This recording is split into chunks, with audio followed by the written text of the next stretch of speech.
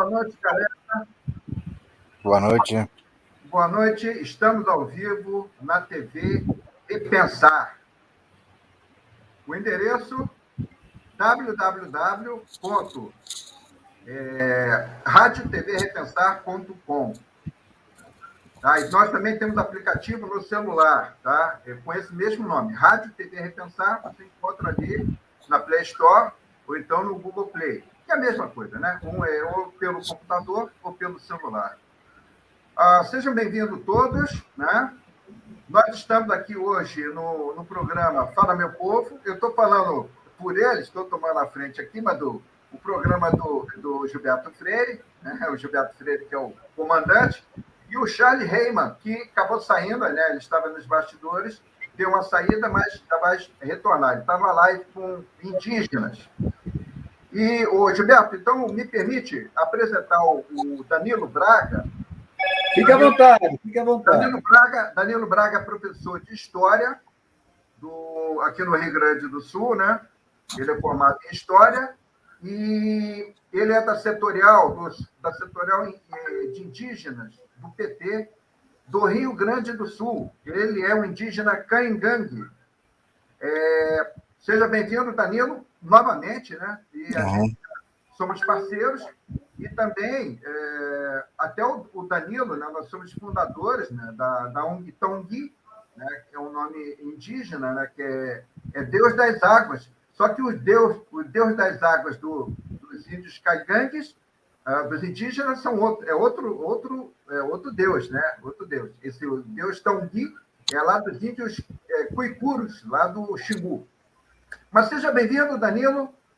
Com você a palavra, ou então eu vou deixar com o nosso mestre aí, o Gilberto. Né? Gilberto, comanda aí, Gilberto. Leonardo, como é que eu posso comandar alguma coisa estando perto de você, amigo? Você é meu comandante. Mas vamos lá, Danilo. Seja bem-vindo, meu amigo. Um bom professor de história também entende de atualidade. E hoje, essa semana, a gente ficou repleto de coisas que estavam acontecendo, que estão mexendo com a estrutura do partido, a estrutura do PT, a estrutura da candidatura de Lula, porque aconteceram algumas coisas que nós, petistas, ficamos um pouco estarrecidos, né? Assustados não, porque a gente já passou por tanta coisa, a gente não se assusta mais com nada, não. A gente está com a casca muito grossa, tá? Eu gostaria que você me falasse um pouquinho, e a gente pode conversar sobre isso, sobre essa história que Lula e Alckmin, Lula e PSB, que a gente sabe que Alckmin nunca foi de PSB, saiu para o PSB para poder tentar uma chapa com Lula. Né? A gente tem que entender que Alckmin é PSDB de origem, é PSDB de carteirinha. Tá? Não pode esquecer esse detalhe nunca. Né? Como eu não esqueci que Dilma com Michel Temer era do PMDB. Não esqueci. Votei constrangido, e se Lula sair com Alckmin, vou votar novamente constrangido, porque eu não tenho hoje como votar num outro candidato, mas vou ficar triste, vou ficar muito triste.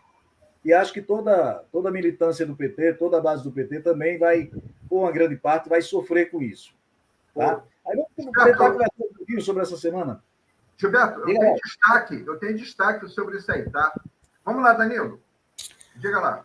Bom, do PSDB, eu tenho uma lembrança ali, eu acho que na época do impeachment, teve um deputado, não sei se ele é de Minas e de São Paulo, ele foi presidente do PSDB ali, né? E ele diz que o PT ia morrer, né? Não ia existir mais PT, né? Então, eu vejo assim eu acho que nós perdemos as eleições, sim, mas nós chegamos forte, disputamos a eleição ali de 2018, né?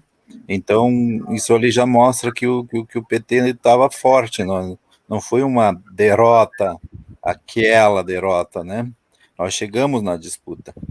E eu penso assim que a base também, muito pessoal, muitas vezes pensa a questão das eleições municipais, que elas decidem No meu ponto de vista, a gente que participa diretamente aqui nos municípios pequenos, a gente vê muito a questão da compra de voto, né? Então eu vejo assim que no município não dá para se ter uma base das eleições. Tanto é que está mostrando aí, né? Porque no município foi uma derrota de lavada do PT, as noticiários pelo menos noticiavam assim, né? E aí nós estamos mostrando a nossa força aí, né, nessa disputa agora para 22 com o Lula, né, com a volta do Lula, e o partido mostra que tem força e que tem presença no Brasil, né? Eu fico assim, que eu conversei semana passada também com o Charles, né, e nessa sentido assim, nós estamos ganhando, vamos ganhar no primeiro turno sem qualquer aliança, né? Não sei, do Alckmin, né? Enfim, tem a conversa mansa, é uma gente boa, é médico, né? Fez governo ali de São Paulo, tudo, mas sempre bateu de frente, e é isso que eles vão explorar, né? Eles vão explorar bastante isso, principalmente o Moro e o Bolsonaro já falando nesse sentido, assim, né? Principalmente o Moro ali, que foi um encontro de corruptos, né? É, tentando passar assim a imagem que ele que ele não fez ali, né? Ele não fala do que ele fez, né? Ele não fala do que ele fez ali, ele foi totalmente as decisões dele ali, né? Parcial, né? Imparcial, é isso que ele fez, né? A questão jurídica ali e manchou um pouco o Lula, mas o Lula vem com força aí. Eu fico com essa ideia do Charles também, né? Porque eu acho que nós também temos que dar o canetaço. Olha ali, ó, vieram com o Bolsonaro, a elite ali, foi fazendo, foram esmagando, vamos fazer a boiada passar, não sei o que lá. E se nós chegar lá, nós temos que fazer isso também. Embora a nossa ideia seja trabalhar para o povo, né? Independente de classe, nós queremos trabalhar para o povo e fazer esse país desenvolver, né? Que é desde muito antigamente o país fala em atingir a modernidade e não atinge nunca. Mas claro que não vai atingir, sendo que os principais cientistas, muitas vezes da CNPq, da CAPES, aí pedindo demissão, né? Saindo, né? Como que nós vamos atingir isso se nós não estamos valorizando a ciência, né? Então, eu acho que essa aliança, ela tem que ser, enfim, a gente não está participando muito do cenário nacional bem forte, a gente é da base aqui de um município pequeno, né? Mas eu vejo assim que nós vamos ganhar, nós não precisamos dessa aliança ali, nós vamos ganhar no primeiro turno. E daí nós chegando lá, nós temos que trabalhar, e mostrar trabalho mesmo assim no sentido de não ficar aquela ali de paz e amor, como o Lula já falou, né? Não ficar de paz e amor. Vamos mostrar que nós estamos ali para trabalhar e trabalhar pelo Brasil, pelo nosso povo, né?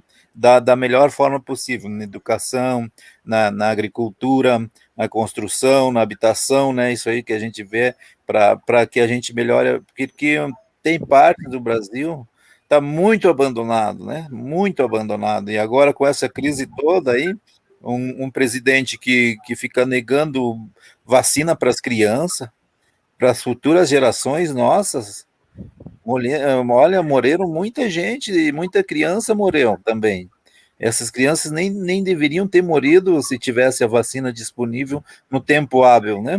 E ele aí, essa semana para diante, ele vai cair bastante também, porque eu acho que as pessoas têm que enxergar isso. As pessoas, mesmo os que já estão ainda lá, meio se agarrando nele, mas quase escapando, né? Eles que mudem, né? E vejam que o cara tá contra as crianças, cara. Isso ali é um absurdo. Não, eu nunca imaginei um presidente da República fazer isso para nós, sabe? As decisões que ele toma ali, um cara ali experiente, um médico ali de ministro também, né, se babando ali nos pés do presidente ali, só para ficar de ministro ali, ficar puxando o saco, vamos dizer assim de uma vez, né? Fazendo tudo que o presidente quer. A gente tem que ter postura, a gente tem que ter personalidade e fazer o bem para o povo. E esse governo não está fazendo o bem para o nosso povo. Verdade, Danilo, verdade. Agora você disse uma coisa aí interessante, né, que dessa fusão deles e que o Moro estava dizendo que era reunião de corruptos, mas um dos juristas respondeu a ele, muito pelo contrário. Ali era o grupo Prerrogativas, que foi o mesmo grupo que provou todas as falcatruas e as malandragens que você fez, que você foi parcial. Uhum. Eu vi a resposta no Twitter, né, e eu achei bem interessante. Eu não cheguei a ver a resposta. Mas eu vi a resposta na mesma hora, um tempo depois, o cidadão rebateu, e eu achei interessante. Tá? O que eu noto hoje, não sei se vocês concordam comigo, é que o pessoal não está mais calado. Uhum. A gente não está mais aceitando. Chega. Né? Se vão denegrir a imagem de alguém, tem que provar.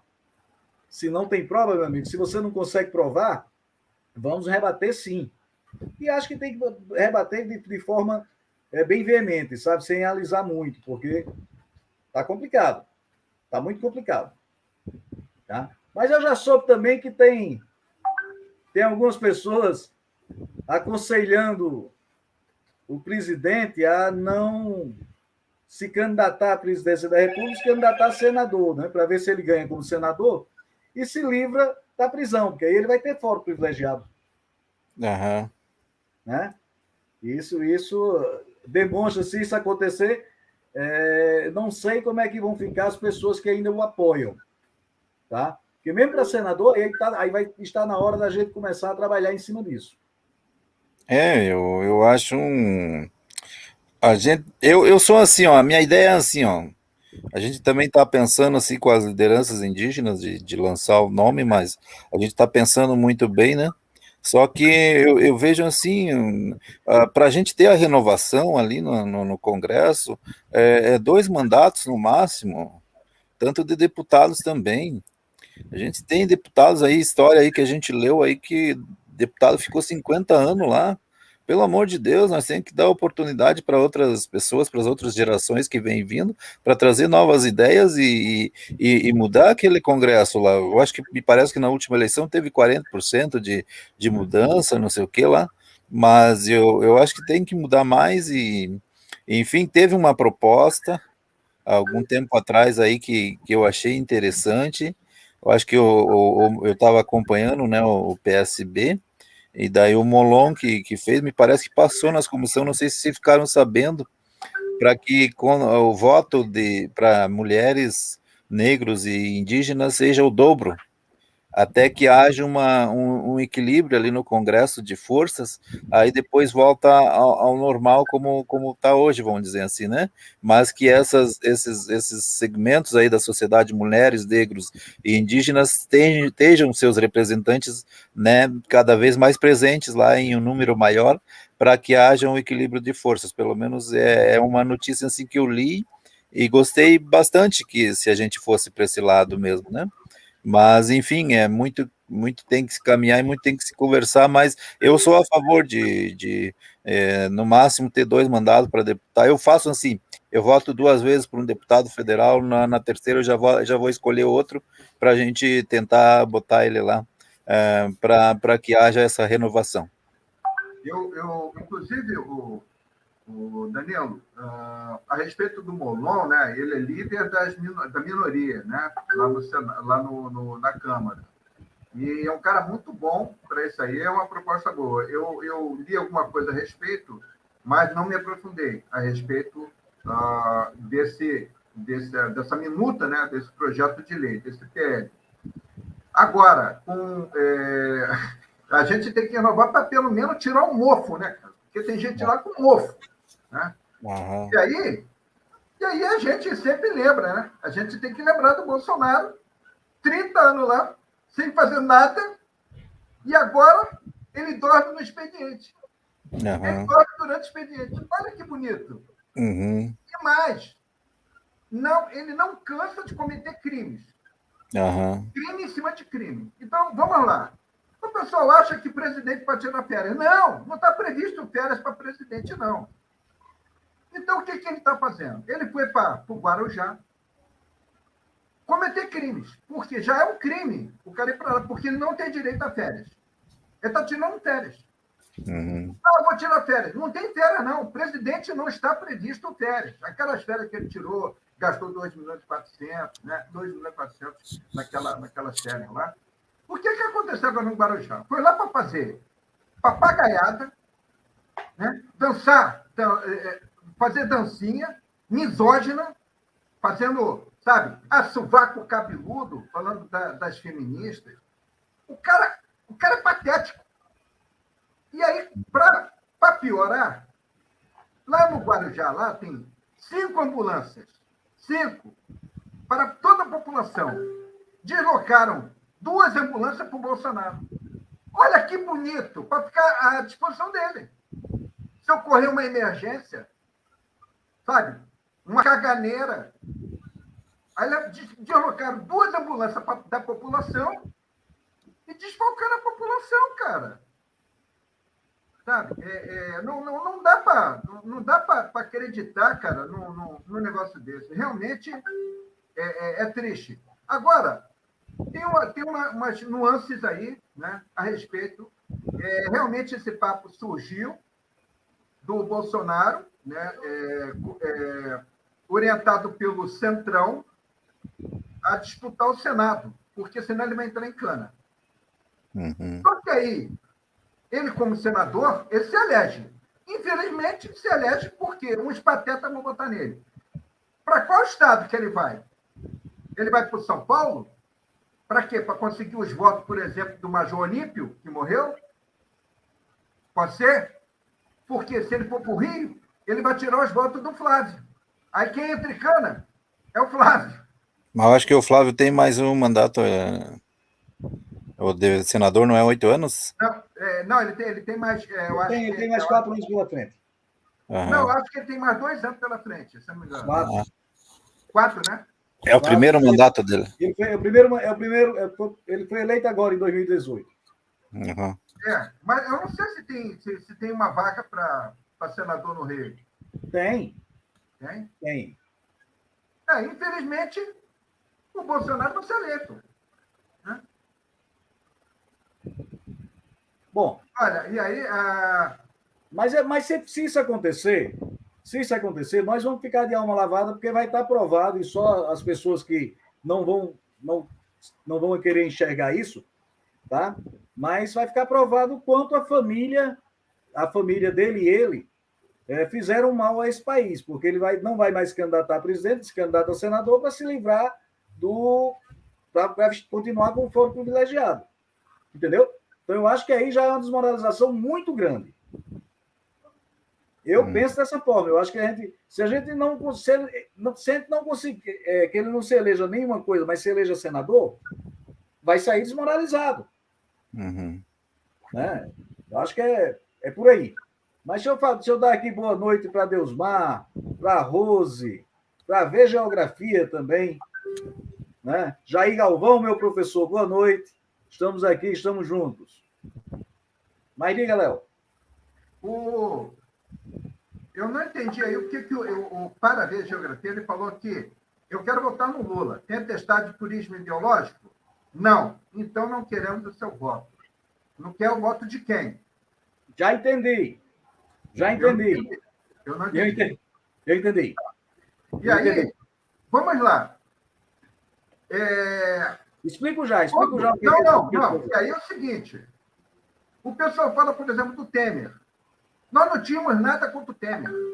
O Temer era um secretário de segurança medíocre em São Paulo.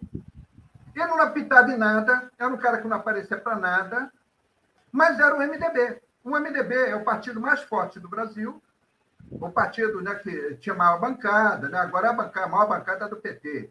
Né? Mas tem a maior bancada no Senado, tem 14 senadores no Senado do MDB. Né? E a do PMDB agora, né? Mudou, era MDB, voltou para PMDB, agora é PMDB. Mas o antigo MDB, né, é um partido historicamente de esquerda, né, que lutou aí contra a Arena, aquela coisa toda. Né? E aí, quando o Temer foi escolhido pela base do MDB para ser vice da Dilma, Não tinha impedimento. Não tinha. Eu não tinha nada contra ele. Por quê? O cara, ele não era nada. Ele foi presidente da Câmara, né? Na década de 90, eu acho que ele foi presidente, eu acho que 2 vezes. E nada, ele não aparecia, nem para bem, nem para mal. Ele colocou vários projetos legislativos importantes, né, enquanto presidente da Câmara, mas não aparecia. Então, quando colocou a base, né, a chapa vai ser PT-MDB. Ok. Quem vai ser escolhido? O MDB foi lá e colocou lá. É o Temer. Nós tínhamos alguma coisa contra ele? Não. Agora, contra o Alckmin, nós temos um caminhão contra o Alckmin. Nós temos um balaio de coisa. Eu posso numerar para vocês. Perseguiu a esquerda em São Paulo, exatamente foi PT, basicamente PT.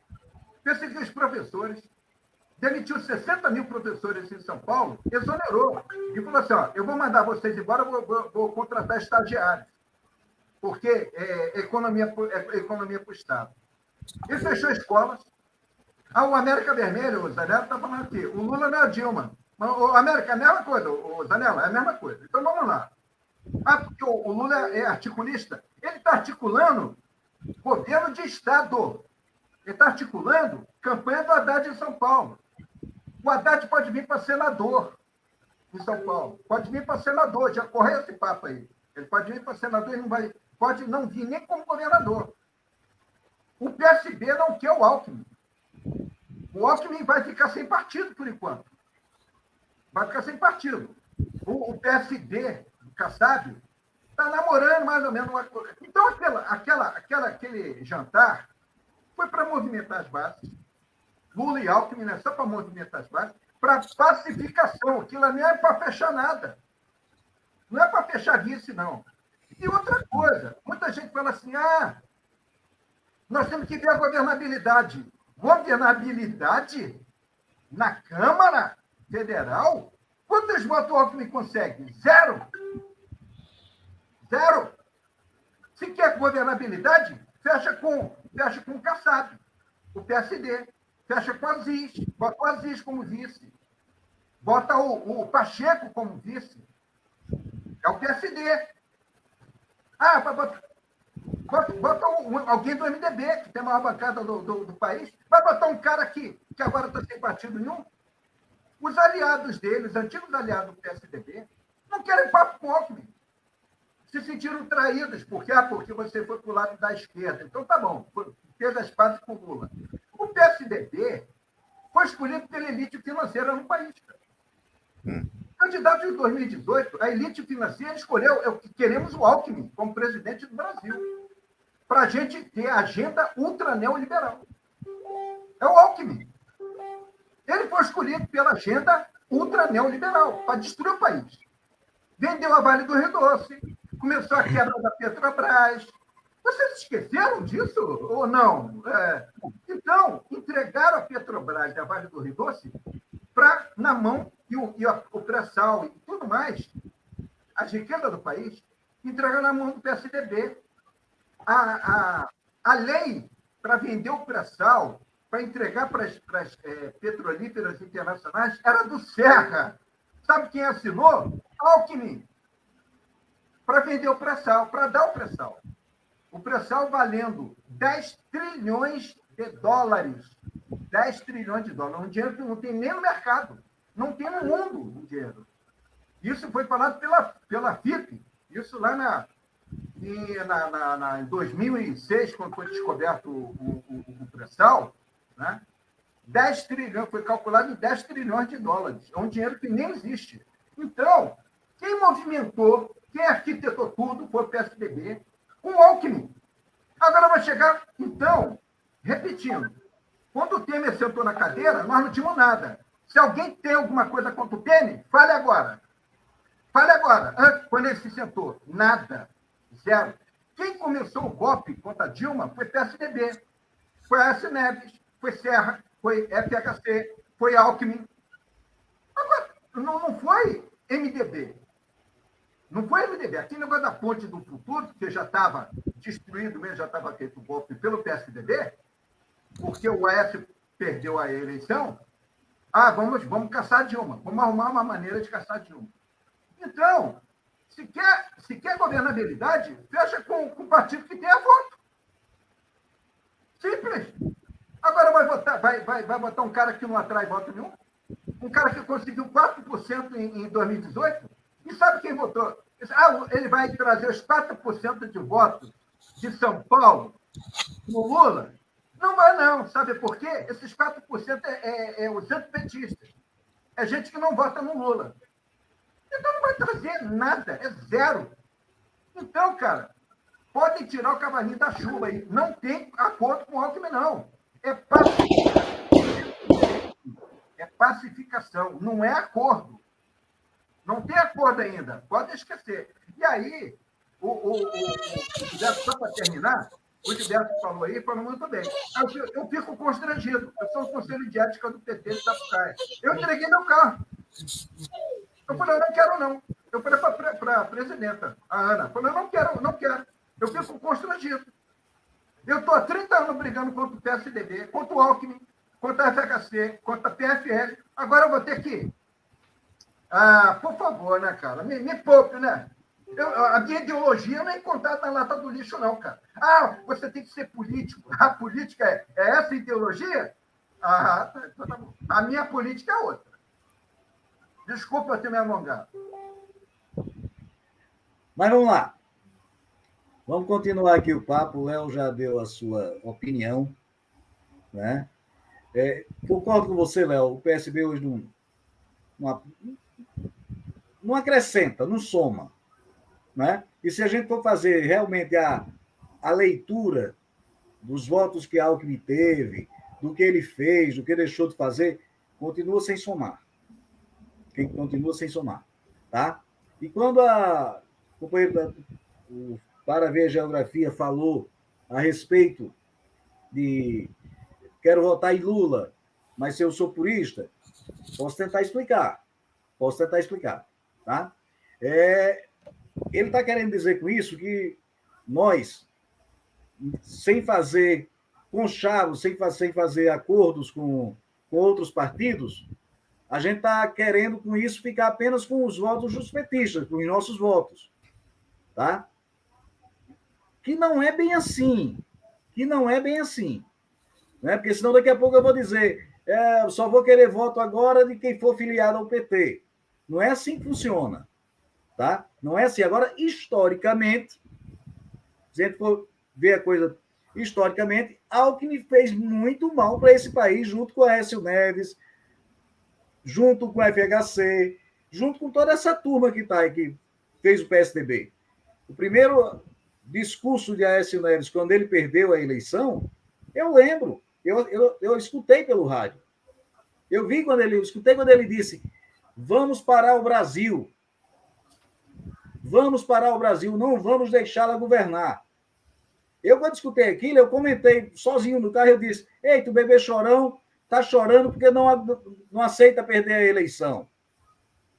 Né? Você imagine, fazendo uma correlação com Trump, o que foi que ele fez nos Estados Unidos? A mesma coisa, só que lá ele era presidente. Ele não era o candidato, ele era presidente. Então, se a gente tem um Aécio Neves como presidente da República, graças a Deus, esse já se apagou, também, para não ser preso, hoje é deputado federal. Se a gente tem um Aécio Neves e vai passar o bastão para outro, ele faria a mesma coisa que Trump fez. Porque a direita daqui é a mesma direita dos Estados Unidos. Os radicais daqui, os radicais de direita daqui, são os mesmos de todos esses outros países. Já começamos bem. Chile já deu a resposta final, né? Chile, aliás, pontapé inicial. E outros países estão acompanhando. Tá certo? Acho que é por aí. Tá? Acho que o caminho é esse. A gente perdeu muito em todo esse contexto desses últimos 2 anos. Tá? Eu nunca vi o país na situação que está. Isso é preocupante. Nunca vi o país nessa situação. Pessoal, em fila de osso, tá? É muito complicado. Dói na alma. Eu vivi nesse país momentos pesados onde o pessoal passava fome, eu sei, mas não era desse jeito não, gente. Não era assim, não. O cara acabou com o Bolsa Família, tá? Acabou com Minha Casa Minha Vida.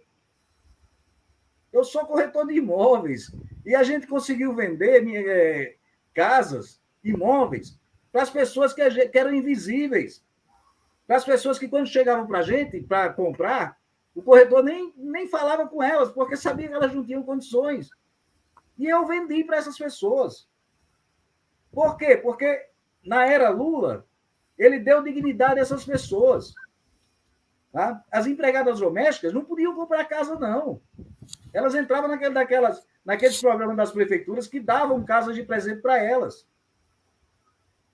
No Minha Casa Minha Vida, eu vendi para várias empregadas domésticas. Por quê? Porque a profissão delas foi legalizada, elas tinham direito.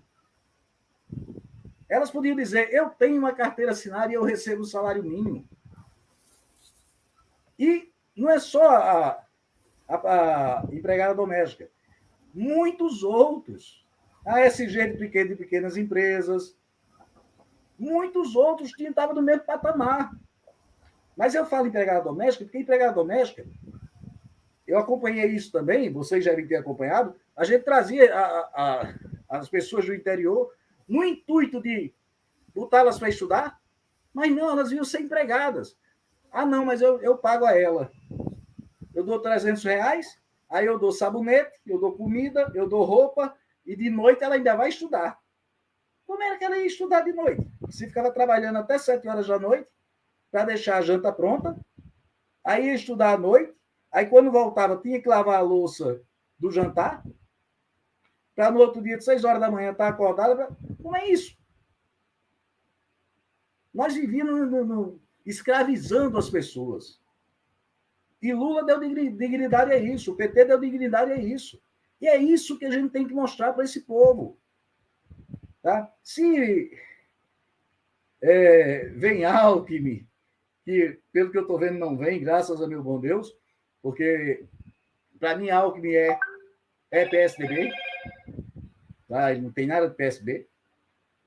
Vou tratá-lo sempre como sendo PSDB da Gema. É como se a Aécio Neves viesse para o PSOL. Eu continuaria tratando a Aécio Neves como PSDB. Eu acho que a gente tem que, sabe, definir por quê. Porque a cabeça das pessoas não muda da noite para o dia, não. Passaram a vida toda comungando das ideias do PSDB. Aí agora mudaram? Passaram a vida toda comungando as ideias do PT. Mudaram? Alguns mudaram, foram para o PSOL. Mas na mesma linha? Mas como é que eu saio de um partido como o PSDB e vou para um partido de esquerda, de extrema esquerda, alguma coisa desse tipo? Não existe. Isso não existe. Isso não é... E a ideologia política desse povo? Onde é que está? É só ver com quem que o PSDB está votando. O PSDB está votando com o Bolsonaro. Sim. Toda a gente, votou a favor da reforma da Previdência. Todas as 3 reformas trabalhistas, tudo é o PSDB. Tem a assinatura do Alckmin, tem a digital do Alckmin. Então, aí o Zanella está falando assim, Leonardo, você tem que estar fazendo política com a emoção e não com a razão. Tudo bem, a emoção está geral, está até para o Lula. E aí está falando assim, o Lula quer Alckmin quando vice. Não, ele não falou que é vice. Ele até respondeu a jornalista lá no Parlamento Europeu. O Alckmin, aí ele falou assim, olha, já me deram 22 vices e 8 ministros da Economia. Eu ouvi a Gleice falando, a nossa presidente, falando o seguinte, quem falou que o Alckmin é vice? Não tem nada acertado. Então, o Lula em nenhum momento falou que quer o Alckmin como vice. Não existe isso. Aguardem até março, gente. Até março. E no jantar do Prerrogativa, Lula foi claro no discurso dele. Eu não sei nem se eu sou candidato ainda, porque não, Então, o partido não decidiu. Ele como vice, não. Como é que vai escolher? Eu não sou candidato, como é que já vai escolher o vice? São coisas do partido, os partidos têm que se organizar para indicar. O Pacheco se colocou, se jogou nos braços do Lula para ser vice, o Pacheco, do PSD, o Kassab orientou está orientando o Pacheco para ser vice do Lula. Porra, vem cá, como é que o Pacheco conseguiu ser presidente do Senado? Porque ele tem voto. Ele tem voto. Muita água vai rolar por debaixo da ponte aí. Vamos aguardar. Realmente, o Zaniolo, eu concordo com você. Realmente, a emoção realmente aflora. Aflora mesmo. Mas a emoção há 30 anos está aflorando contra o PSDB. Leonardo, deixa eu só fazer uma pequena observação. E o nosso convidado Danilo está calado. Está eu e você tomando conta da reunião, como a gente deveria de fazer, né? Porque você fala muito, eu também. Ainda bem que a gente não bate de frente, não briga. Já pensou eu e o Leonardo brigando? Ia ser um negócio bonito. Né? Mas eu estava pensando aqui. Dê aí sua opinião sobre qualquer coisa. Jura você. Eu estava pensando aqui ali do voto, ali, né? Que falaram ali uma pergunta ali que nós queremos ganhar só com o voto do PT, mas eu acho que toda essa margem para o Lula não é só do PT, não. É da esquerda mesmo, né? Ali comunga vários outros partidos. Nós não queremos voto só do PT, nós queremos desse pessoal da esquerda também, de centro, de direita, que mudar a cabeça pode votar para a gente também, nós não, né? Para a gente poder ganhar essa eleição e ver se a gente consegue dar um rumo de novo para o nosso país, né? Porque eu fico pensando assim, ó, a gente sempre, como historiador, sempre lendo ali que a tentativa, qualquer ação, tipo a vinda dos imigrantes europeus para cá, era para modernizar o país, para modernizar a agricultura, para o país ser moderno, essas coisas. Mas se a gente ficar cortando orçamento daqui, orçamento dali, né, negando vacina para nossas futuras gerações, a gente não vai chegar a lugar nenhum. Bolsonaro ali, ó, são 49 milhões, não sei o que lá, tirou da educação. A Alemanha investiu 169 milhões de euros, né? E a gente sabe o país que é. Por isso que eu já tive outra oportunidade, aí eu já falei que nós vamos ter que visitar esses países, né? Olha lá, ó, a Seul, lá na Coreia, capital da Coreia, passa um rio no meio da cidade, o pessoal lá, os coreanos pescam lá. Como é que fizeram isso? Né? Não sei se a gente há como resolver, né, a nossa questão dos nossos rios nas grandes cidades, né, para a gente recuperar eles, habitar eles, é um trabalho a longo prazo, né? Mas esses países, a Holanda, eu li alguma coisa assim que, em termos de território, é 280 vezes menor que o nosso território agricultável, não o total. E ela tem uma produção gigantesca, né? Isso quer dizer tecnologia, isso aí é ciência, né? E por que nós não podemos fazer isso com essa imensidão de território, né? E não ficar só destruindo, derrubando a Amazônia lá? Será que nós não temos um território suficiente para produzir, né? Claro que o agro que a gente vê ali, o agro não traz o alimento, é os pequenos agricultores, os agricultores familiares, os sem terra que estão trazendo o alimento para dentro da nossa casa, que a gente busca lá no mercado, não é agro, embora esteja aparecendo toda hora na propaganda, o agro é isso, o agro é aquilo, né? Mas eu vejo assim que a gente tem que investir em educação, a gente tem que investir em pesquisa, né? A gente tem que pensar melhor esse pré-sal aí, que estava mais ou menos encaminhado. Eu estava participando das reuniões ali no MEC, da questão dos royalties, né? Tantos por cento ia para a saúde e tantos por cento para a educação, e aí a gente já estava planejando, claro, a questão indígena, né? A questão indígena para a questão da infraestrutura, né? A construção de escolas nas aldeias indígenas, né? Daí eu saí do grupo, mas eu também fui um batalhador ali na questão da bolsa, né? a Bolsa Permanência para Indígenas e Quilombolas. Eu fui o relator ali no MEC, né, nas reuniões que nós tivemos de 2011 a 2013 ali, né, era governo Dilma, não cheguei a conversar com a Dilma ali, né, mas a gente teve a oportunidade de sentar. O Lula sentava com os indígenas, nas reuniões dos indígenas, né, conversava com os indígenas, ouvia, né, então nós queremos essa oportunidade e de trazer, olha, tem muita coisa para fazer dentro das aldeias, algumas aldeias já andaram bastante, só em Porãozinho, não existe política pública para indígena, não existe, a gente tem que deixar, não existe, e como um antropólogo fala para mim, né, a questão indígena ali é um fogão quente, né? Um fogão de lenha quente, a chapa de fogão ali. E daí vem aquelas políticas lá, de vez em quando, dá uma gotinha tem uma gotinha de água ali, né? Pinga ali no fogão quente, evapora tudo, some e não apresenta resultado nenhum. Mas tem que ter uma política permanente, né? Para que a gente melhore a vida do povo, que cresceu, de 88 para cá, cresceu mais de 150% a população indígena. Alguns especialistas nossos indígenas já contam com 1.300.000 indígenas, né? Sendo que o censo do IBGE ali de 2010 dá 800, né? 800 mil e alguma coisa. Em 96 parece, né? 896, né? Mas enfim, é uma população que está crescendo, mas que está sofrendo aí bastante com esse garimpo, né?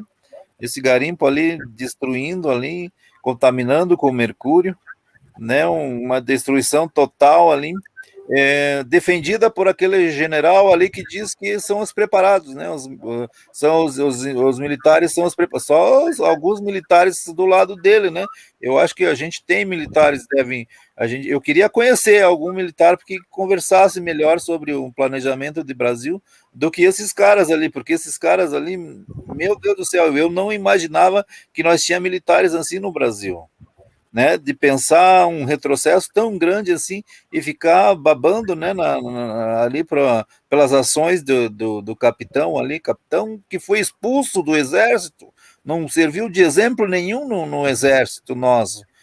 Claro, hoje é presidente e os caras ficam ali lambendo ele, né? Eu acho um absurdo isso daí.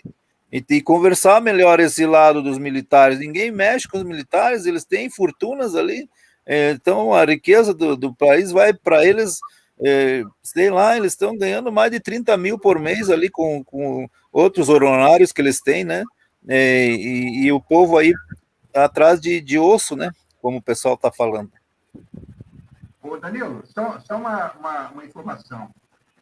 Saudade do general Rondon, né? O general Rondon, ele era de artilharia. Ele era de artilharia. A mesma arma do Bolsonaro, né? Ele deve estar se remoendo, né? Deve estar rolando lá as cinzas, né? Do general Rondon, que foi um que realmente dignificou. Ele foi muito amigo dos indígenas, né?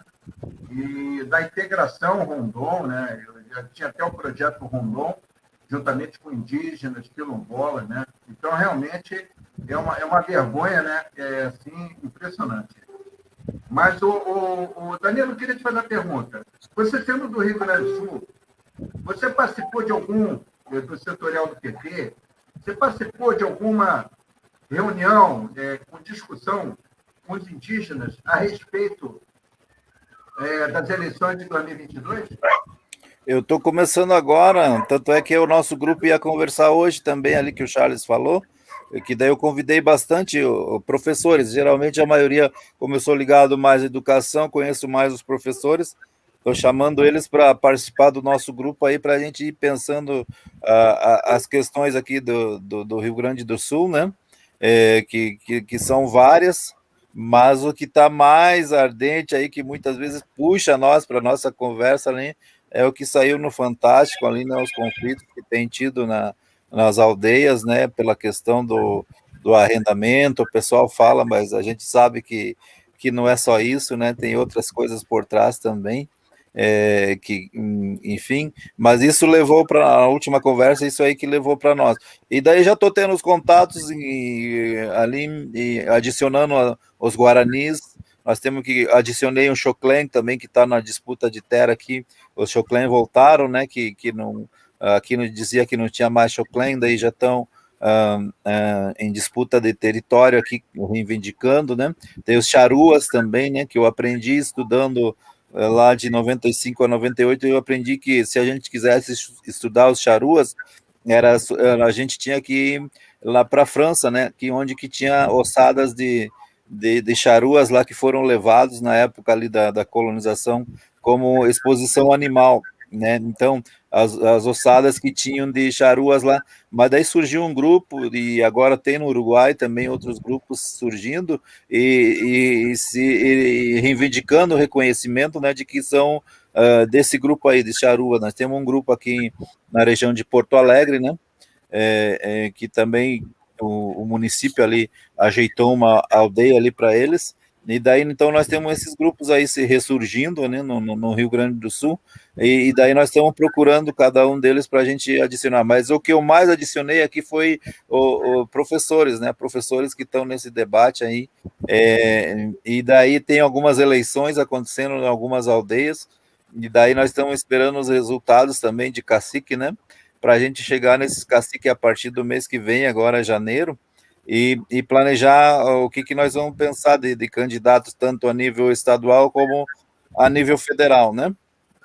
E teve uma eleição agora, domingo que passou, em Guarita, que é a maior, né? Ali onde nós temos 8.000 indígenas nessa aldeia, mas o cacique que se elegeu lá já...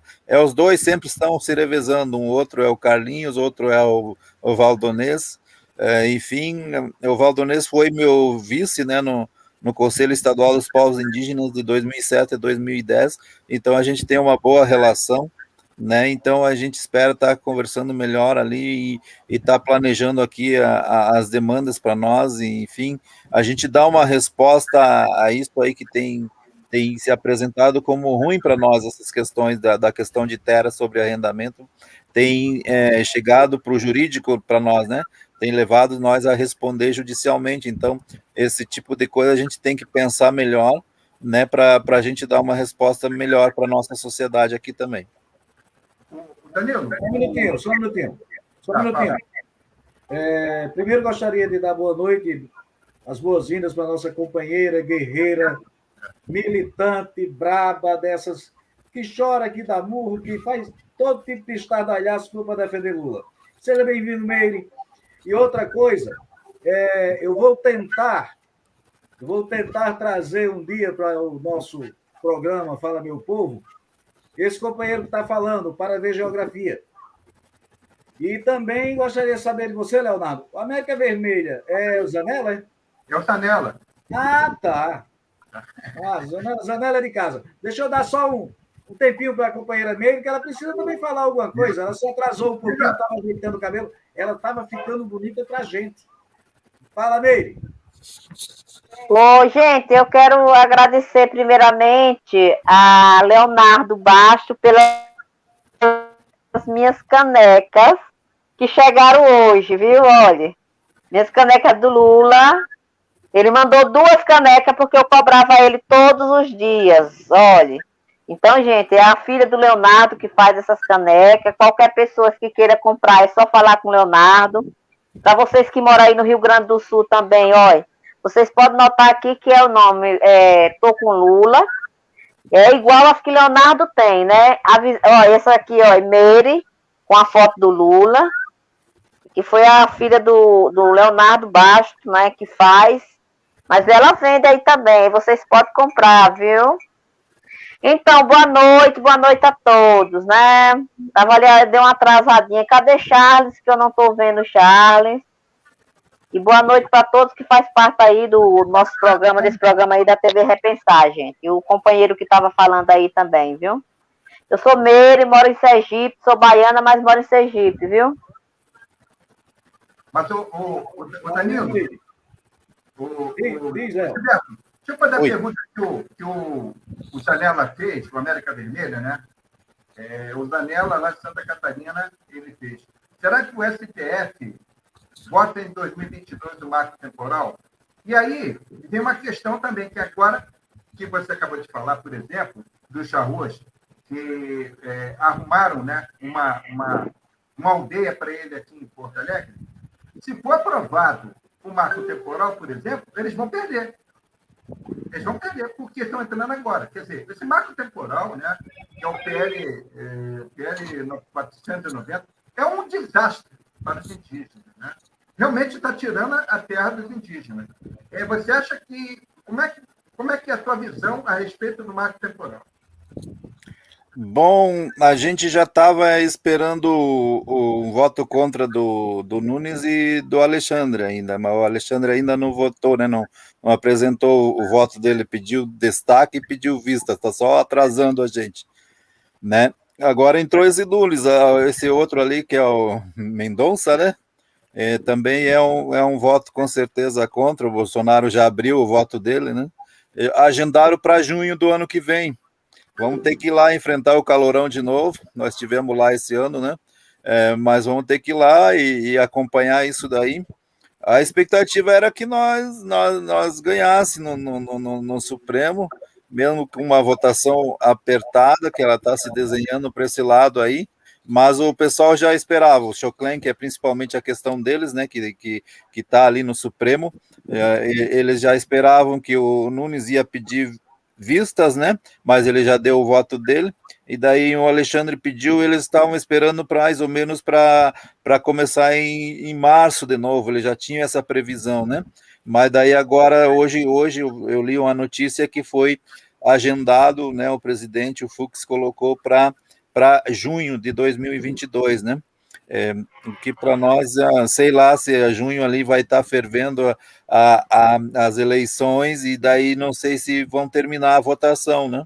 Mas isso ali só atrapalha a gente, porque daí as palavras do governo já contra a questão indígena já estimula, né, essa invasão de garimpeiros pelo ouro, por outras pedras preciosas, madeireiros, né? Enfim, fazendeiros para entrar dentro com o gado, para dentro da divisa das aldeias reconhecidas, e aquelas que não são reconhecidas já vão se adonando, né, já vão registrando em cartório, tudo isso daí, e daí nós temos essa expectativa, porque ela é de repercussão geral, né. Isso aí foi uma discussão muito grande, que em 2009 a Raposa Serra do Sol não foi de repercussão geral, ela valeu só para a Raposa Serra do Sol, tanto é que o Supremo teve que dar uma resposta em 2012 com relação a isso, mas o governo, os agentes da FUNAI sempre se agarravam a isso, que não podiam demarcar, porque não podiam dar continuidade, porque tinha as condicionantes, as 19 condicionantes, enfim, até que nós fomos no Supremo, e em 2012 o Supremo disse que a questão foi julgado só a Raposa Serra do Sol, não foi julgado as demais terras indígenas, né? E daí agora ela entrou como repercussão geral do Fachin, mas o Fachin já deu o seu voto, né, a favor nosso, e daí essa repercussão geral quer dizer que a decisão ali vale para as demais terras indígenas de todo o Brasil, né? Então assim, assusta quando a gente vai pensar, nós que estamos na frente, ficamos pensando isso daí, porque a ideia do marco temporal é a Constituição de 88, né? Se o indígena tiver antes de 88 no território, em disputa já judicialmente, essas coisas assim, o indígena tem direito de dar continuidade a essa demarcação. Agora, o indígena, o grupo que entrou em disputa depois de 88, não teria mais direito. Mas daí essa decisão praticamente apaga com toda a nossa história, né? Com toda a nossa resistência que nós tivemos. E até 88 nós éramos considerados, né, desde o início da República, ali como nós éramos tutelados, até 88 nós éramos considerados incapazes. Então, nós não tínhamos o direito de entrar judicialmente ou estar numa disputa, quando tinha reivindicação de terra, assim, ia lá o caminhão, o funcionário do SPI, da FUNAI, e carregavam os indígenas para as aldeias reconhecidas, não deixavam com que ficasse lá disputando, né? Então, a partir de 88, a gente partiu para cima, porque daí a Constituição de 88 também dizia ali todos os deputados que em 5 anos estariam demarcando, né, as terras. Como ela não veio acontecendo, a partir de 93, dando 5 anos, nós começamos a se movimentar. Que aconteceu também isso em 73, com o Estatuto do Índio, né, que iam estar desintrusando com os colonos que moravam dentro das aldeias indígenas em 5 anos, né, e também demarcando as terras que faltava para demarcar em 5 anos. Como o governo não fez, os caigangues também fizeram uma revolta aqui em 78, né, que culminou no surgimento do MST aqui na região e depois no Brasil, né, isso se estendeu, né, porque eram colonos que moravam dentro, foram incentivados pelo governo para morar dentro das aldeias indígenas como arrendatários, e isso causava a miscigenação. Então, a miscigenação queria o branqueamento da nossa população, enfim, o desaparecimento da população, que eu estou tentando defender na minha tese, essa questão aí. Então, eu vejo assim que a expectativa era de 7 a 4, né? Ali no Supremo, mais ou menos o que nós teria, mas eu acho que vai ser apertado, viu? Vai ser apertado, não temos a definição da Weber, nem do Gilmar Mendes, nem do Toffoli, não sabemos o que dizer deles ali, né? E daí, enfim, já entrou outro, né? Esse ali com certeza vai ser um voto contrário, mas um voto como o do Nunes ali muito fraco em argumentos, né? E nós temos as nossas defesas ali, inclusive indígenas participaram, né? Advogados indígenas com uma defesa muito forte, né? Bem contundente, que eu acho que é a que deveria prevalecer e a que deveria valer. E assim, a minha leitura que eu faço é que a gente fez vários acordos, né? Desde 1836, aqui no Rio Grande do Sul, há acordos com as lideranças indígenas para demarcações, a lei de terra não respeitou, né? Então, a Constituição também, para mim, foi um grande acordo, vamos dizer assim, do homem branco com o povo indígena, né?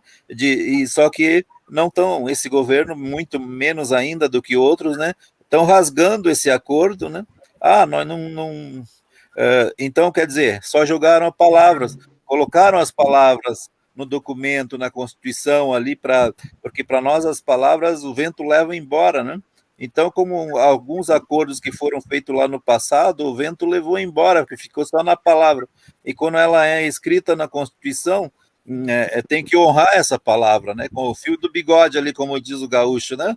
Tem que honrar, e não estão honrando essa palavra que está na Constituição. Estão rasgando praticamente a Constituição e desrespeitando completamente com os direitos nossos, que, queira ou não queira, foram reconhecidos lá na época medieval ainda, 1680, nas primeiras cartas régias, leis ali, diplomas legais da corte de Portugal, reconhecendo como os indígenas como os originários, os verdadeiros donos, né?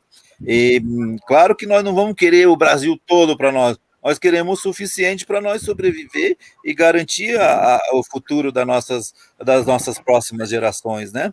Mas muitas vezes o discurso, vamos ter que dar Copacabana então para os indígenas. Não é esse discurso aí, nós vamos ter que negociar aí e dar um espaço assim, considerável para que a gente consiga sobreviver, né? No Rio Grande do Sul, o caigangue ocupava aí até a colonização, início da colonização, 50% do território, a parte norte do Rio Grande do Sul era todo de território de circulação dos caigangues, né?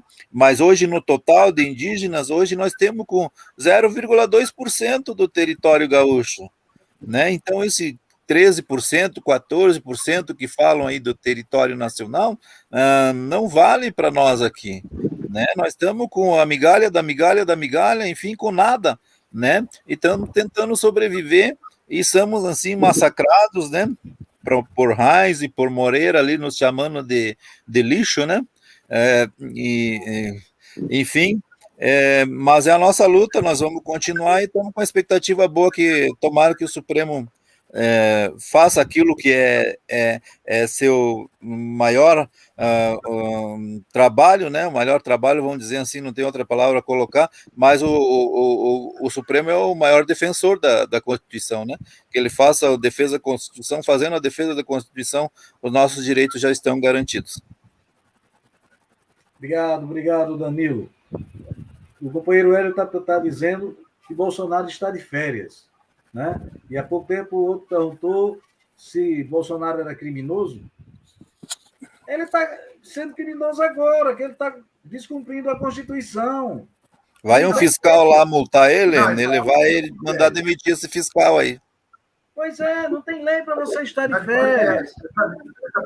Nas coisas mínimas ele comete crimes. Só respondendo a Hélio. Nas coisas mínimas ele comete crime. Isso é pequena. Imagine nas grandes. Né? Imagine ele mudar tudo que ele mudou do IBAMA, tá? De tudo, para prejudicar os indígenas. Sabe? Não tem adjetivo. Não tem no segundo dia de mandato, no segundo dia ali, dia 2 de janeiro, ele já deu canetaço, dividiu a FUNAI, né? Para o Ministério da Agricultura, para o Ministério ali da Damares ali, Secretaria de Direitos Humanos, não sei o quê. Virou uma bagunça na FUNAI, enfim. Mas a ideia disso daí era destruir documentações, destruir as documentações que existiam sobre as demarcações de terras indígenas. Ainda bem que da nossa parte aqui nós temos todas as cópias, né, guardado, né? E daí e os outros povos que não tinham isso, né? E não vou demarcar, errei, eu falei que não ia demarcar 1 centímetro, errei, eu não vou demarcar 1 milímetro, diz ele, né? Ele se declarou na campanha dele inimigo da gente, então o cara, olha, teve algumas postagens que eu já disse que se ele era bom atirador, eu também era, viu? Por aí, é por aí. Agora, ele entregou a galinha à raposa. Na hora que eu vi ele tirar a FUNAI e passar para o Ministério da Agricultura, ele entregou a raposa. Né? Porque essa história de que agro é top, agro é pop, agro é tudo... Meu amigo, o agro está acabando com esse país. Ali no Ministério da Justiça também nós não estamos bem, ali. Porque o orçamento do Ministério da Justiça, só 2% é para a FUNAI, para a questão indígena. Só 2%, o resto ia tudo para a Polícia Federal ali. Né? E nós temos que discutir melhor esse orçamento para que tenha projetos, né? Dentro da FUNAI ter departamento de projeto, a FUNAI de cada estado ter autonomia para fazer convênios, enfim, com outras instituições internacionais e trazer projetos para dentro das aldeias indígenas para a gente desenvolver as aldeias, né? A gente não ficar tanto amarrado ao centro ali, a Brasília, né? As decisões de Brasília. Nós temos que ter autonomia para a gente desenvolver projetos e melhorar a vida da população aqui. O Danilo.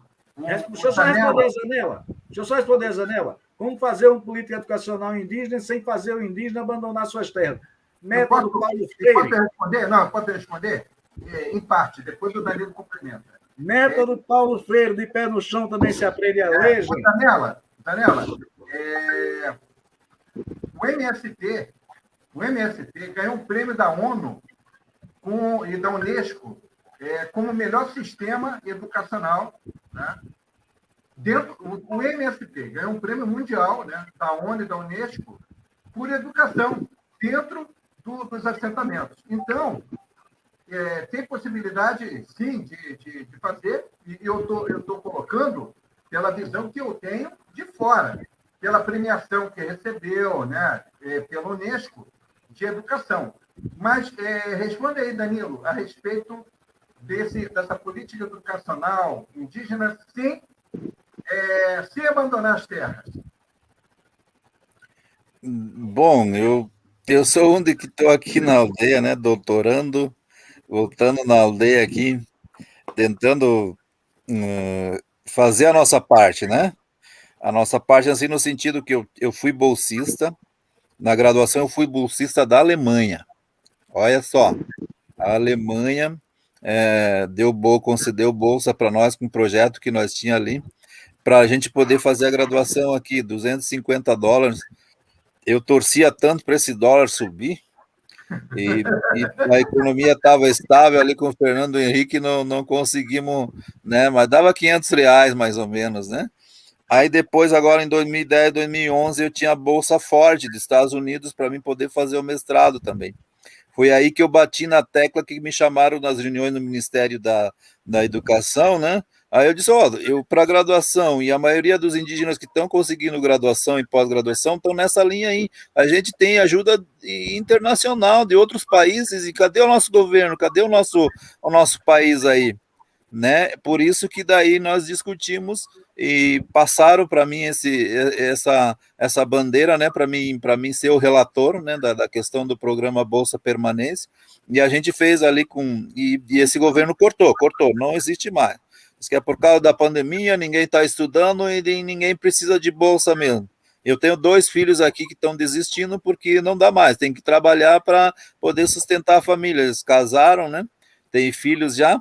Eu acho que eles estão querendo. Eu estou profundamente triste, né, por estar abandonando a faculdade, né?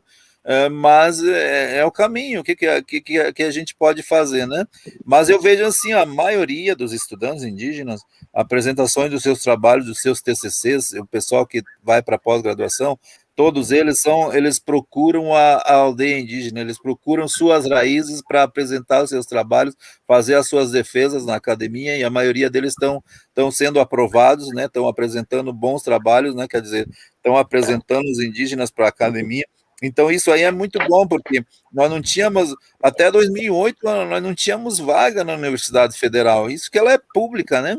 Mas não tinha indígenas, era um ou outro que conseguia, né? Então, com essas ações afirmativas, nós conseguimos, mas eu não vejo como cotas, né? Eu não falo como cotas, eu só falo como oportunidade.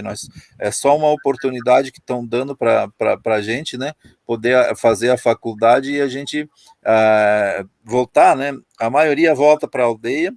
Claro que tem toda uma dificuldade, tem toda uma questão ali que né, a demanda, né, por emprego fica bastante disputada também, né? Mas eu vejo assim que nós temos essa oportunidade de estar conscientizando. Eu participo das reuniões aí de regionais e nacional de estudantes indígenas, né? E a gente está levando essa experiência da gente, né?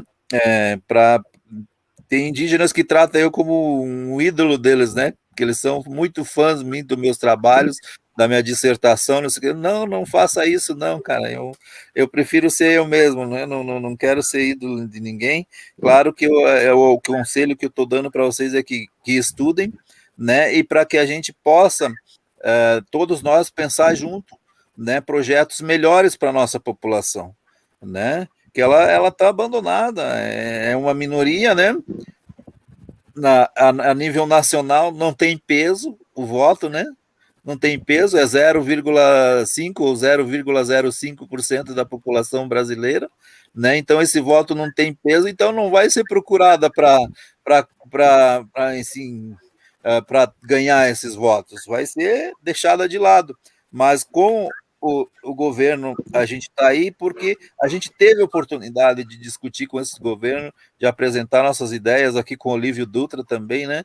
Projetos grandiosos, assim, que teve mais de 10 milhões de reais de investimento para as aldeias indígenas, né?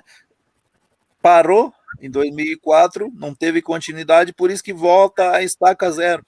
E daí nós temos que começar tudo de novo, né? Reorganizar esses governos, ver que o governo venha para a gente começar de novo a tentar desenvolver as aldeias. A gente está pensando aqui várias formas, como compor as lideranças, que também são bastante questionadas, né? Sofre desgaste, como qualquer liderança política nossa, o cacique aqui, as outras lideranças que compõem a liderança da aldeia sofrem também, respondem judicialmente por muitas denúncias, né? Mas a gente tem que pensar formas assim de a gente fazer com que a nossa população participe mais das decisões, né? Se envolver mais nas questões da liderança, dar oportunidade para o jovem, para a mulher, né, para o idoso, né, enfim, para que eles também saiam, né, lá da casinha deles, mas também venham discutir com nós sem medo, né, que vai sofrer repressão, que vai ser perseguido, e sim, para nós tentar sentar na mesa, enfim, são essas denúncias que estão chegando na mídia. Mas se tu vai ver, muitas aldeias não é isso que está acontecendo. Está acontecendo um bom debate, né? Em 2006, aqui no Rio Grande do Sul, nós tivemos uma intervenção numa aldeia em que eu nasci, nessa aldeia, né? a FUNAI pediu minha opinião, a gente dividiu todas as terras em partes iguais, né? As terras de lavoura a gente dividiu em partes iguais ali. Mas sabe quanto que deu? Deu 3 hectares para cada família. Nós tínhamos 500 famílias e eram 1.500 hectares de terra na aldeia. No modelo de produção que nós estamos enraizados desde o início do século XX, nós fomos levados a esse modelo de produção que é soja, milho, não sobrevive. Não sobrevive.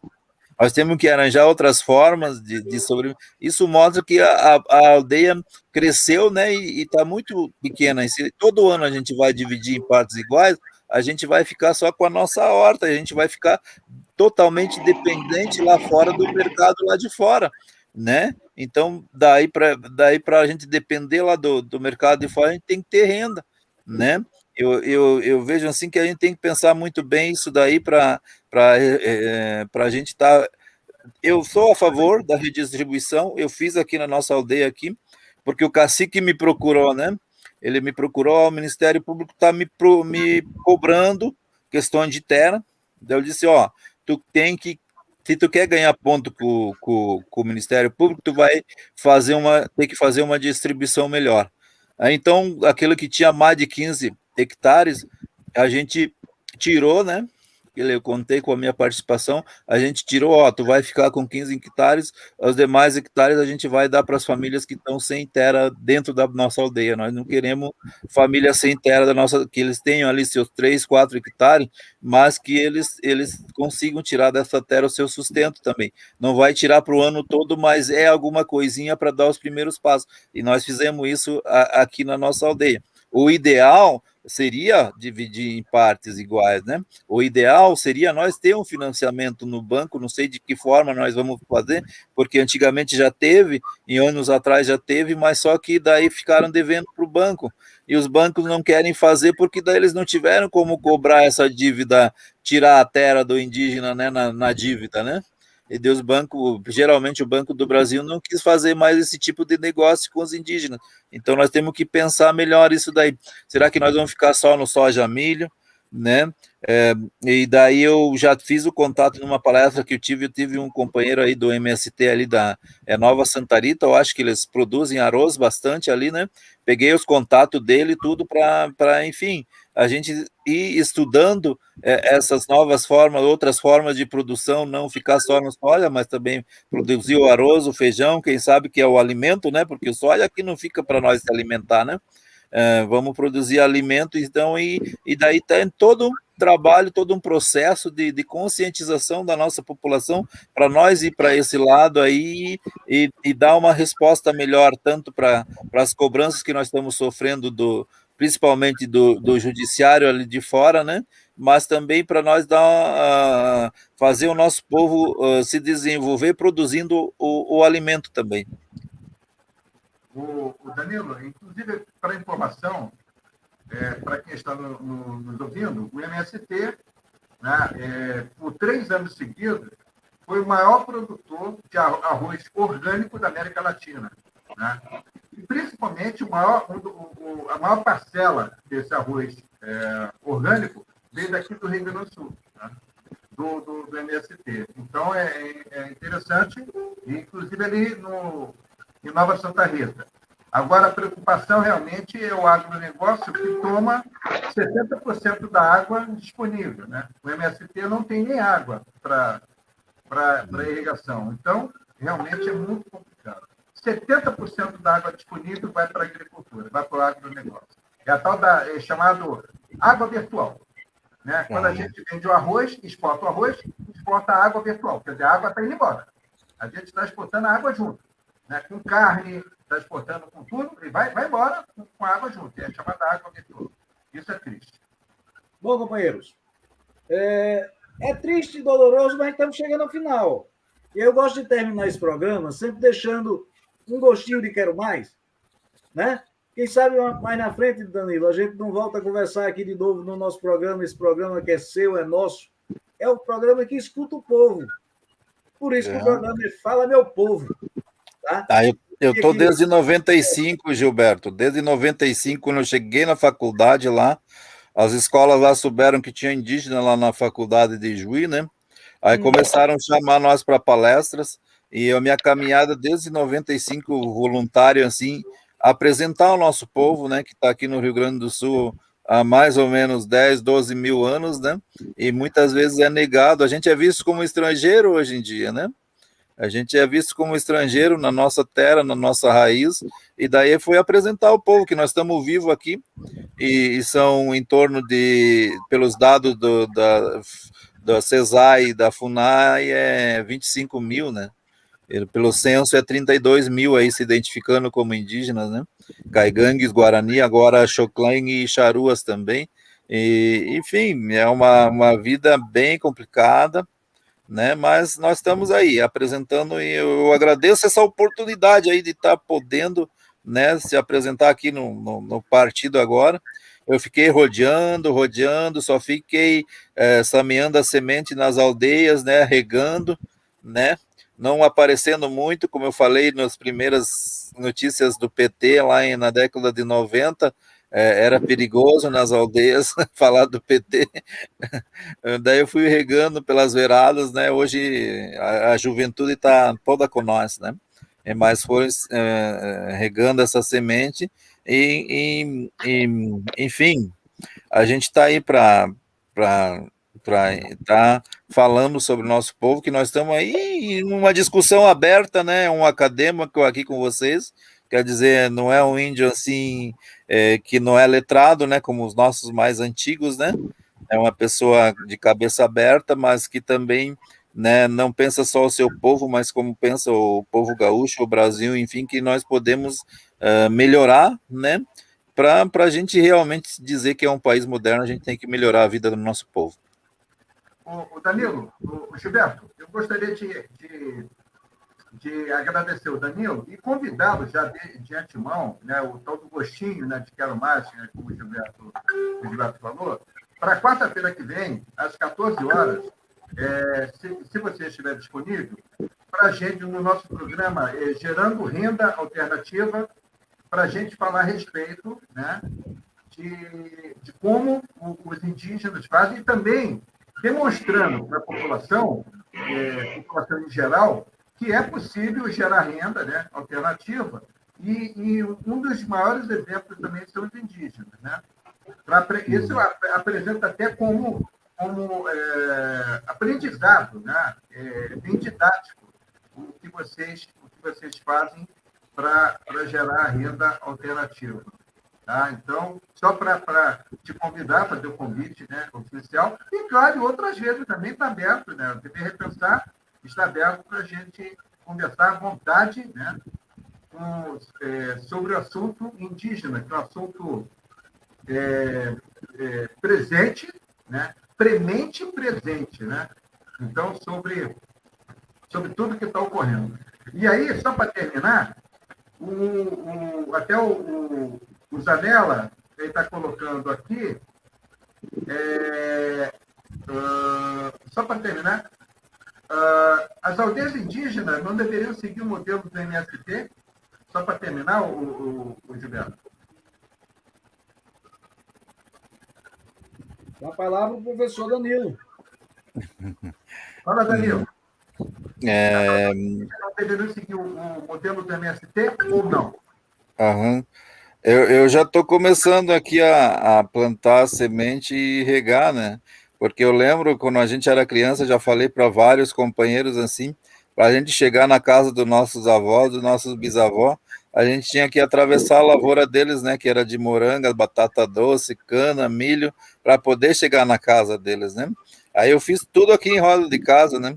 Produzi, plantei arroz, não, milho, mas as galinhas estão estragando, as galinhas também, né? Mas feijão, plantei feijão, fiz um roçado ali.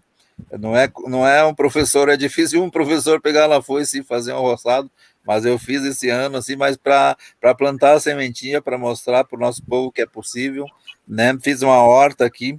Gostei bastante da horta, porque daí nos comentários ali dos conflitos que teve, diz que os indígenas não sabem plantar um pé de alface, né?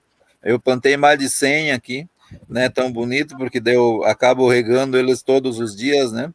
Pepino, a gente está colhendo bastante, já não foi mais no mercado comprar, né? Então, mostrando assim para o povo e conversando com o povo de Gavarinho, um trabalho de formiguinha mesmo, que é possível fazer algo diferente, produzir, né, ao entorno de casa mesmo, plantamos frutíferas, né, nativas e as frutíferas aí cítricos, né, laranja, bergamota, essas coisas assim, com o projeto que nós temos aqui com o Instituto de Erechim, Instituto Federal e com a FUNAI, que trouxe algumas mudas, sim, conversando, é bem de Gavarinho que a gente está conversando, mas é possível sim, a gente tá produzindo para nós mesmos, né? E economizar, né? Senão vai todo para o mercado, para o preço que tá as coisas, a gente daqui a pouco vai faltar dinheiro mesmo, né? A gente consegue se virar porque é professor, tem um salário todo final do mês, né? Imagina aquele indígena que não tem que vender o artesanato, já estão planejando ir para Capão da Canoas aí, já saindo agora antes do Natal, pessoal, para ver se consegue achar cidades assim que eles consigam vender, né? E consigam, enfim, recebem doações, né, de roupa, alimento e fazem o dinheiro com o seu artesanato. Isso ali, né, é o trabalho da mais ou menos 50% da nossa população nas aldeias, né? Então, é um trabalho sofrido, é no sol, né? Mas a gente pode sim pensar, conversar, né? E trazer essas alternativas aí para nosso povo, né? Obrigado, Danilo. Obrigado, professor Danilo. Leonardo, a gente precisa encerrar, viu, moço? Porque é para ficar com você, não quero mais. Tá, o Zanella pediu para encerrar a live, é porque Sim. ela não leu. Com a Meire falando um chimarrão. É porque é uma longa história, É porque a Meire viralizou nas lives falando chimarrão, né? E o pessoal gostou. O Zanella está pedindo para encerrar a live e ela falando chimarrão.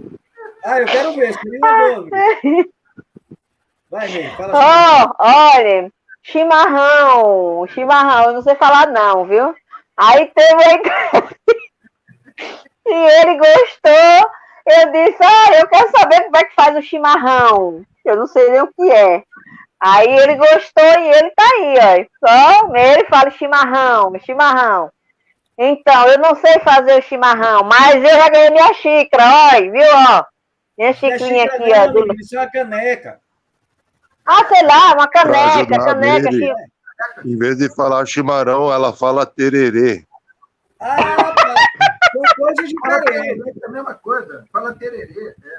Eu sou do Rio Grande do Norte, mas eu aprendi que chimarrão e tererê são coisas diferentes. Eu não sei o que é. Eu não sei o que é o chimarrão, tererê, não, nem o tererê. Não. Vai e o que é tererê? A erva, mas o chimarrão é com água quente e o tererê é com água fria. E leva açúcar. O tererê isso, leva um pouco de água açúcar. Para o Uruguai, não é isso, Danilo? Mais ali para o lado do Paraguai mesmo ali. Paraguai. Essa região aí. E os gaúchos do Rio Grande do Sul... E aprenderam com nós, viu? O chimarrão aí com nós. A erva mate é nativa, né? Aprenderam com nós aí. Isso aí. Mas nós tomávamos para nós conversar com os espíritos, poder conversar com os espíritos, a gente tomava o chimarrão, né? Mas hoje ela é comercializado aí, não tem o nosso controle, né? Mas é comerciado em grande escala aqui no Rio Grande do Sul. A comercializada... Não pode esquecer da água pelando de quente, né? Eu tomei hoje de tarde, eu queimei o céu da boca aqui, cara. Hein, Danilo? Danilo, a comercializada não dá para conversar com os espíritos, não. Não dá, não. Roberto, eu gostaria de agradecer aqui a presença, né, na live aqui, do Inácio Sadovski, lá de Belo Horizonte, nosso companheiro, né, Inácio Sadovski, a Fátima Barbosa, de Natal. De Natal, a Fátima Barbosa. Nós temos também... temos a Rosa Beltrame, que também está assistindo com a gente aí pelo Facebook. A Natácia Souza, o Eduardo Oliveira, o Zanella, né, o América Vermelho, a Luísa Joana, de Recife, né, Sítio dos Pintos, né, o Hélio Souza, a Rose Soares, para ver geografia, que eu ainda não sei o nome dele, mas para ver geografia. E aí o Gilberto já fez o convite para ele participar, né, com a gente também. E o Zanella também, que já é de casa, né, Zanella? Para estar presente aqui. E nós temos o Deusmar Pádua, né? O próprio professor Jair Galvão, que não pôde estar aqui presente, mas ele acompanhou. A Mar, também, né? BCDA. E aí, infelizmente, nós não temos a presença hoje da Ida, né? Da Ida, porque ela lá da Inglaterra já é de madrugada, é 4 horas o fim do horário, né? Já é de madrugada, ela não pôde comparecer.